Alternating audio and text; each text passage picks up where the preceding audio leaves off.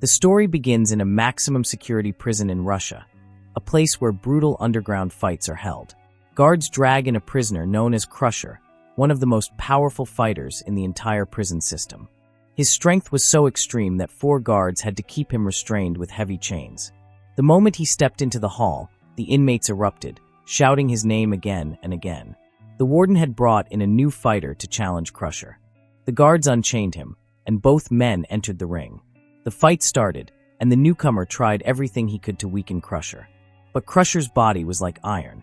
Nothing affected him. Within seconds, he beat the new fighter to death with a series of ruthless punches. The scene shifts, and we are introduced to the real hero of this story, Yuri Boyka. He was a fugitive and one of the deadliest underground fighters in the world. His past was filled with crimes, and his only dream was to become the champion of prison fighting. After escaping a Russian jail, he made his way to Ukraine, where he continued fighting in illegal underground matches. Inside the ring, Boyka destroyed his opponent and won the fight easily. The entire hall cheered his name. After the match, Boyka went to a church and donated money. The priest smiled and said the church would not exist without Boyka's support. He told Boyka that if he wanted true redemption, he needed to stop these underground fights. This wasn't a sport, it was sin. The priest begged him to choose a better path. Boyka didn't respond. He simply walked away and returned to training. His manager, Kirill, came in and told him that representatives from a major European MMA tournament were visiting that day. If Boyka impressed them, he might get a chance to compete. Soon, Boyka entered the ring to fight Victor. The match began, and Victor managed to pressure him for a while. But Boyka's determination took over. He kicked Victor hard in the face, knocking him to the ground. Victor tried to stand and fight again, but Boyka knocked him down a second time. Boyka told him to give up, but Victor attacked again.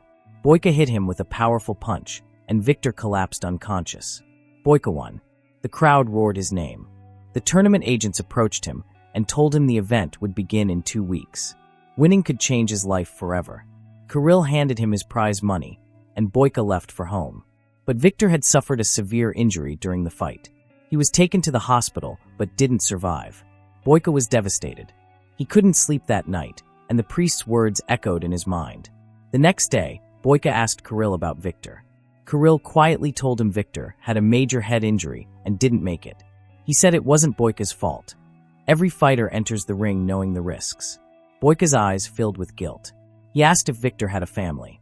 Kirill handed him Victor's bag. Inside, Boyka found a letter written by Victor's wife, Alma. Reading it shattered him. He realized he hadn't just killed a fighter. He had destroyed an entire family. Boyka decided he would travel back to Russia and try to make things right. Victor's funeral was taking place there. Many people were gathered, including Zorb, the most feared criminal in the region. He watched everything silently, but inside, he had developed an interest in Alma. Zorb approached her and said she and Victor had borrowed a lot of money from him. He told her she probably wouldn't be able to pay it back. Then he suggested that if she stayed with him, he would make all her problems disappear. Alma told him sharply that he had no shame for saying such things during her husband's funeral. Zorb pretended to act innocent and said he only wanted to help, then walked away. Meanwhile, Kirill gave Boyka a fake passport and instructions. He needed to take a local bus and cross the border through a military checkpoint. There would be no internet, and as long as he stayed calm, nobody would discover who he really was. Boyka boarded the minibus with his forged documents. At the checkpoint, a soldier questioned him, but Boyka remained calm and handed over the papers. The soldier found nothing suspicious and let him pass. Boyka entered Russia. He checked into a hotel, then went to the address written in Alma's letter. It was a community center for orphaned children, and Alma worked there helping them. Suddenly, Zorb's men showed up and forced Alma into a vehicle. As she was taken away, she glanced at Boyka for a moment. Boyka asked the guard what happened and followed the trail to Zorb's underground fighting club. Inside, Alma was serving drinks like a waitress. She was shocked to see Boyka. She asked who he was and why he was following her. Boyka began explaining about Victor, but Zorb's top enforcer, Slava, interrupted. Slava escorted Alma away and confronted Boyka outside the club. Watching everything through CCTV, Zorb ordered his men to attack. They rushed Boyka, but he defeated them one by one. Slava pulled out a gun, but Boyka grabbed it and knocked him down. Zorb finally appeared and told Boyka he was impressed with his fighting. He said the club belonged to him, and he wanted Boyka to fight for him. Boyka replied that he wasn't there to fight, he only wanted to talk to Alma. Zorb told him that no one could meet her without his permission. He said he owned the city, and he owned her as well. If Boyka tried approaching her again, he would be killed. Boyka noticed the number of armed men around them and knew he couldn't win a fight there, so he walked away silently. Zorb ordered Slava to keep an eye on him. Boyka began having nightmares about his violent past. He woke up shaken. The next morning, he returned to the community center. The guard tried to stop him, so Boyka knocked him out with one punch. He went to Alma and handed her Victor's letter. Alma assumed Boyka was just a friend who had traveled a long distance to deliver it. She thanked him. Boyka asked if Zorb was troubling her. Alma explained that she and Victor had borrowed money from Zorb to help the orphaned kids. Now, to repay the debt, she was forced to work for him. Then she asked Boyka if he had seen Victor's last fight. Boyka hesitated and finally said Victor's final match had been against him and that Victor didn't survive the injuries. He said it was an accident, and while he couldn't replace what she lost, he wanted to help however he could. He offered her the money he earned from that fight. Alma became furious. She said he must have killed Victor for the money and that she wanted nothing from him. She told him to leave and never come back. Boyka walked away without arguing. Zorb was still searching for skilled fighters for his club, but wasn't satisfied with anyone. Then Boyka returned. He knocked down one of Zorb's guards with a single punch and asked Zorb one question. How much money had Alma borrowed? He tells him that he has nothing to do with Alma and that even his life savings wouldn't be enough to pay her debt. He warns him to leave the city or he will be killed. Boyka replies that he wants to make a deal. He says he will fight for him, and in return he must clear Alma's debt and free her. Zorb agrees, but tells him he will have to win 3 fights, and if he defeats his champion, Alma will be released. Boyka accepts, but asks for 1 day of rest after each fight and a proper place to train. Zorb calls him by his real name, Yuri Boyka. Boyka is shocked to hear that he knows his true identity. Zorb explains that this is his city and nothing here is hidden from him. He tells Boyka not to worry about the police because they won't touch him. Slava asks the boss why he is wasting time on this man. Zorb says it is surprising that he doesn't know who Yuri Boyka is, but he will learn soon enough. A little later, Alma comes to meet Boyka. She asks him if he thinks winning fights will allow him to buy her freedom. She tells him she doesn't need his help or his money and asks him to leave her alone. Boyka says he wants nothing from her. He says Victor died because of him, and he's trying to fix his mistake. He explains that he's trying to save her and himself. Alma doesn't believe him and walks away. Boyka goes to a nearby gym to train. A man tries to provoke him, but Boyka drops him with a single kick. At night, Boyka goes to Zorb's club and fights Boris. Boris can't stand against him, and Boyka forces him to submit by grabbing his neck. At Zorb's request, Alma gives Boyka water. Boyka asks if there is a peaceful place nearby where he can train. Alma tells him about a gym 5 minutes away, where he can train properly.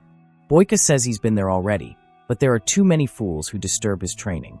Alma tells him to come to the community center the next day, where he will find space to train. The next day, Boyka arrives at the community center. Alma takes him to Victor's old training room and leaves. Boyka begins training. Soon, orphan children gather and watch him. Alma tries to send them away, but Boyka tells her to let them stay because they might learn something too. The next night, Boyka fights Adro and his brother together. At first, the fight is difficult for him, but he slowly gains the upper hand.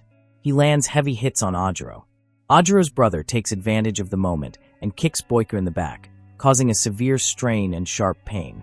Boyka looks toward Alma and pushes through the pain, eventually defeating both of them. Both fighters fall unconscious, and Boyka wins the match. Zorb is shocked because he didn't expect Boyka to take down 2 fighters at once. Zorb then pays a Russian prison officer and demands that he bring Crusher to the club.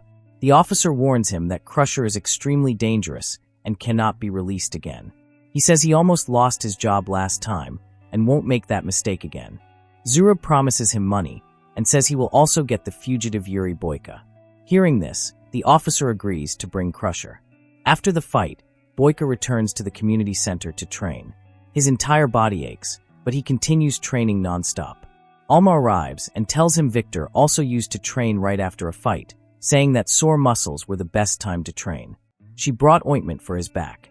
Boyka can't apply it himself, so Alma helps him. She tells him he doesn't need to fight for her and asks him to leave the city. Boyka asks why she doesn't leave instead. She says if she runs away, the children at the center will lose their path and end up becoming criminals. Boyka doesn't fully understand the seriousness, and she walks away upset. Zorb misleads Alma about Victor's death and turns her against Boyka. He tries to kiss her, but she pushes him away. Zorb warns her that if Boyka returns, he won't survive. The next day, Alma visits Boyka's room and asks what really happened the night Victor died. She wants him to look her in the eyes and tell her it was an accident, not murder. Boyka explains that he has done terrible things and spent years in prison. He says he always dreamed of being a champion, but he never intended to kill Victor. He knows Victor won't return, but he regrets his mistake deeply and is determined to free Alma. Alma leaves in tears. At night, Boyka fights Zorb's special fighter, Igor. Igor keeps targeting Boyka's injured back to weaken him. Despite the pain, Boyka keeps fighting for Alma's sake and finally knocks Igor unconscious. The crowd cheers for Boyka, and Alma cries with relief. Boyka prepares to board a minibus to return to Ukraine, but Zorb stops him and says there is still one last fight. Boyka argues that he already defeated Igor, but Zorb reveals Igor wasn't his real champion. He threatens to sell Alma if Boyka refuses to fight. Boyka accepts because he has no choice. Boyka's manager calls and warns him that if he doesn't reach Russia by 10 p.m., he will miss the European tournament. Boyka tells him not to worry and says he will make it on time. The prison officer arrives with Crusher. The fight begins. Boyka attacks, but Crusher's body is too strong, and Boyka's hits have no effect. Crusher punches Boyka hard in the face, knocking out his mouth guard and dropping him to the floor. Zorb is pleased, while Alma watches in fear. Boyka gets back up and tries again. Crusher lifts him and slams him to the ground. Boyka refuses to quit. He looks at Alma and pushes through the pain. He uses his speed to tire Crusher out. As Crusher slows down, Boyka breaks his arm and leg, then kicks him out of the ring. Crusher collapses unconscious, and Boyka wins. Zorb orders Slava to call the police and tries to take Alma away. Boyka runs to stop them, but the guards beat him badly with baseball bats. Alma screams. Hearing her, Boyka forces himself to stand again. He grabs a bat from a guard and knocks them down one by one. Slava shoots Boyka in the shoulder and leg, but Boyka fires back, hitting Slava in the leg and knocking him off the roof. Zorb drags Alma away, but Boyka arrives with a gun. Zorb threatens to kill Alma unless Boyka drops the weapon. Boyka throws it aside. Zorb mocks him, saying he can't give Alma anything and should leave her. At that moment, Alma bites Zorb's hand. Boyka attacks, but Zorb shoots him in the stomach. Even injured, Boyka overpowers him, pins him to the ground, and kills him. Boyka looks at Alma and asks if she can forgive him, but she doesn't reply. The police arrive and arrest Boyka. 6 months later, Alma visits Boyka in prison. Boyka is surprised to see her. He asks about the community center kids. Alma smiles and shows him some drawings the kids made of him. She apologizes for coming late because she didn't have the courage before. She says she hated him when they first met, but he proved that there is still goodness in the world. She thanks him for giving her back her dignity and her freedom and says she forgives him. Boyka feels at peace as the guards take him away. Back in prison, he returns to underground fights, but now he fights not just to win, but to prove he has changed. Boyka shows that even someone burdened by past mistakes can choose a new path. If you liked this video, then I highly recommend these 2 videos on your screen.